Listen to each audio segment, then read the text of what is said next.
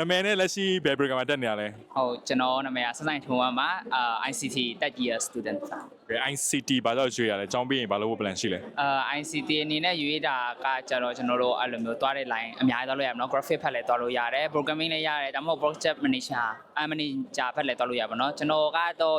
UI UX အဲ့လိုမျိုး front end ဖက်သွားဖို့တော့ရှိရပြ ကျောင်းပြီးရင်အဲ့ပိုင်းပဲလုပ်မှာ ဟုတ်အဲ့ပိုင်း မင်းသားတို့ dancer တို့မလုပ်ဘူး အဲ့ဟာတော့နည်းနည်းလေး opportunity ရှိနေလို့မှာပေါ့เนาะဟုတ် ဆိုတော့နောက်ဆုံး ICT တက်တဲ့ဟာမှာပေါ့နော်ဘယ် subject တွေကကိုအကြိုက်ဆုံးဖြစ်ပြီးတော့ဘယ် subject တွေကကိုတဲ့ challenge ဖြစ်တယ်လို့ခံစားရလဲ ကျွန်တော်အတွက်တော့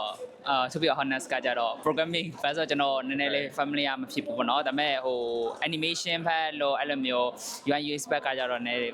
enjoy ဖြစ်တယ်ပေါ့ study ဖြစ်ရတယ်ဟုတ် ဘယ် department အကြောင်းသားရုပ်ချောရထင်လဲ ကျွန်တော်တို့ချောဆုံးပါပဲကျွန်တော် dance club ကပါ Okay so are you singer yes of course okay so partner ကိုရွေးရမယ်ဆိုလို့ရှိရင်အချက်၃ချက်အဓိကထားရွေးရမယ်ဆိုလို့ဘယ်အချက်တွေဖြစ်မလဲ နည်းနည်းကျွန်တော်အဲ့လိုမျိုးနားလည်မှုရှိရမယ်ပြီးအဲ့လို career path တူတာရှိရမယ်နောက်တစ်ခုအဲ့လိုမျိုး hang out တူသွားလို့ရမယ်ဟုတ် ဘယ်အပိုင်းကကိုတော့ refer ဖြစ်တယ်ထင်လဲ ကျွန်တော်မသိကျွန်တော်ကိုယ်တိုင် reflect မလားမသိဘူး Okay ဟုတ်ကဲ့ပါ so ကိုရဲ့ refer ကပါလဲအဲ့ဆို နည်းနည်းလေးအဲ့လိုမျိုးသူများတွေလာပြောကြတော့တုံနဲ့ပြန်ပြီး reply မပြန်နေတယ်ကြည်ပြီးမှ sing ပြရမှာဒီတိုင်းလွတ်ထားတယ် Okay so ဒီစားရမယ်ဆိုလို့ရှိရင်သူ့အချိန်မပေးဘူးပေါ့ အဲ့ဒါတော့ depend on the people ပေါ့နော် Okay so ခုဘန်ကောက်မှာနေရတဲ့ရှော့ပေါ့နော်ဘယ်အပိုင်းကကိုအတွက်အကြိုက်ဆုံးလို့ထင်လဲ food ကြိုက်တယ်သွားလဲရတယ်ကြိုက်တယ်ပြီးခောက်ဆန်road IC လက်တက်မဲ့